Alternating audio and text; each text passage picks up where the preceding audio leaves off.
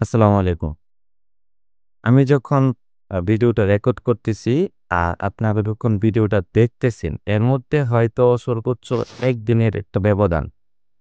কিন্তু এই ১ দিনেই বিশ্বে অনেক কিছু বদলে যাচ্ছে। যেরকম যুদ্ধ, রক্তপাত, অস্থিরতা সবকিছু যেন আগুনের ফুলকির মতো বেড়ে যাচ্ছে। কিন্তু এই সংঘাত আসলে হঠাৎ করে শুরু হয়নি। এটি বহু দশক ধরে চলমান একটি গভীর ষড়যন্ত্রের ফলাফল। এই যে এতদিন একপাক্ষিক হত্যা, ষড়যন্ত্র এসব চললো, আমরা নিজ নিজ জায়গা থেকে আওয়াজ তুললেও একটা রাষ্ট্র কখনো সরাসরি এগেনস্টে গিয়ে কোনো কিছু করতে পারেনি। আর ২০০০ সালের পর থেকে একেবারেই কোনো দেশ ফিলিস্তিন এবং ইরাকের এসব দেশের পাশে একবারেই ছিল না। এই যে কোনো রকম সাহায্য কিংবা পাশে না দাঁড়ানোর যে ব্যর্থতা, এটা আসলে এমনি এমনিই চলে আসেনি। যুদ্ধ কিন্তু শুরু হয়েছিল মুসলিম দেশগুলোর সাথে ইহুদিদের। আরেকটা জিনিস আমি ক্লিয়ার করে নিচ্ছি, যুদ্ধ কিভাবে শুরু হয়েছে ওই জিনিসটা নিয়ে কিন্তু আমি কথা বলতেছি না। ওইটা বুঝতে হলে আসলে জায়নিজম, এবং জায়নিস্ট এইসব সম্পর্কে ধারণা থাকা লাগবে। যেটা আজকে আমি এখন বলতে চাচ্ছি না। আ যাই হোক, চলেন এখন মুসলিম দেশগুলোকে কিভাবে ইহুদিরা ধীরে ধীরে আটকে ফেলেছিল বিষয়টা সম্পর্কে জানেন। বোঝার সুবিধার্থে এবং সংক্ষেপে বলতে গেলে মূল বিষয়টা হচ্ছে ফেডারেল রিজার্ভের। ১৯৬০ সালের পর থেকে যেসব দেশগুলো আসলে ফেডারেল রিজার্ভের সাথে সরাসরি সম্পর্কিত, ওইসব দেশগুলো কখনো আমেরিকার এগেনস্টে গিয়ে কোনো দেশকে সাহায্য করার কথা চিন্তাও করতে পারবে না, এটাই স্বাভাবিক। আচ্ছা, কোন কোন দেশ আসলে এই ফেডারেল রিজার্ভের অধীনে? এই ফেডারেল রিজার্ভটা আসলে কি?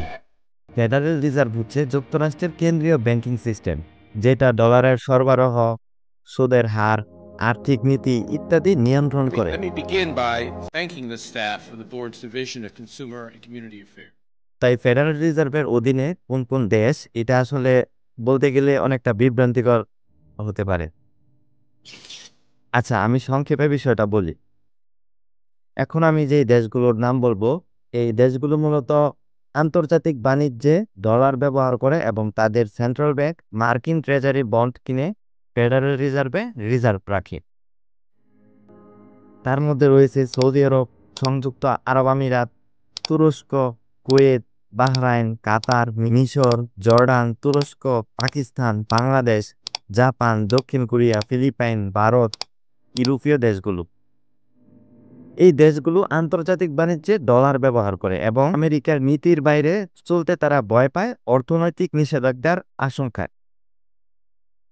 আচ্ছা, এখন তাহলে দেখি যেসব দেশ ডলারের নির্ভর অর্থনীতি থেকে বের হয়ে আসতে চেয়েছে বা সরাসরি ফেডারেল রিজার্ভের বাহিরে।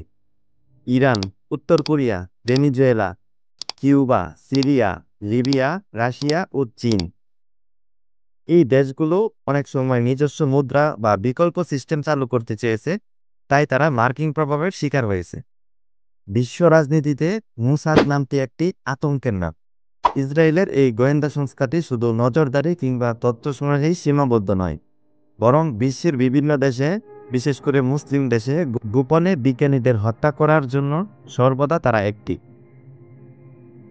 ১৯৫৫ সাল থেকে ২০২৫ সালের আজকের এই দিন পর্যন্ত মুসলিম বিশ্বগুলো বিজ্ঞান প্রযুক্তিতে পিছিয়ে থাকার একটি কারণ হচ্ছে ইসরায়েলের গোয়েন্দা সংস্থা মোসাদ। আচ্ছা, এখন দেখি কেন শুধু মুসলিম বিজ্ঞানীরাই এদের প্রধান টার্গেট। মূল কারণ একটাই, মুসলিম বিশ্ব যেন কখনো বিজ্ঞান প্রযুক্তি বা পরমাণু শক্তিতে এগিয়ে যেতে না পারে।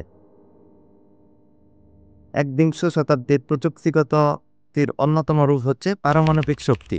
আর মুসলিম দেশগুলোর যদি এই শক্তি থাকে, তাহলে সেটা ইসরায়েলের একচেটিয়া আধিপত্যের জন্য হুমকি। এই আশঙ্কাতেই মূলত মুসাদ ছায়ার মতো অনুসরণ করে তাদের, যারা প্রযুক্তিতে অগ্রসর।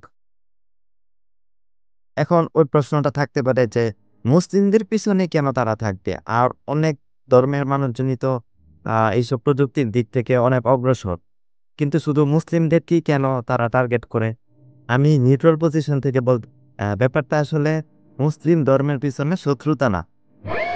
ইসরায়েলের ভৌগোলিক অবস্থান এমন এক জায়গায় যেখানে তাদের জন্য হুমকি রাষ্ট্রগুলো হচ্ছে মুসলিম রাষ্ট্র, তাই ইসরায়েলের টার্গেট মুসলিমরা।